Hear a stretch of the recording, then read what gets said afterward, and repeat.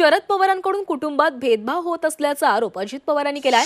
त्यांच्या विधानानं राजकीय चर्चांना उधाण आलंय।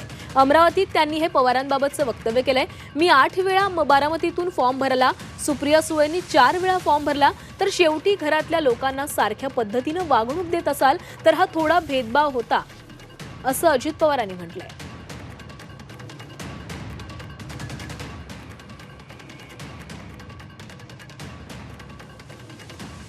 मी 8 वेळेला फॉर्म भरला, स्वतः सुप्रियानी 4 वेळेला फॉर्म भरला, एकदा राज्यसभा 3दा लोकसभा। तर मला आम्ही रोहितने 2दा फॉर्म भरला।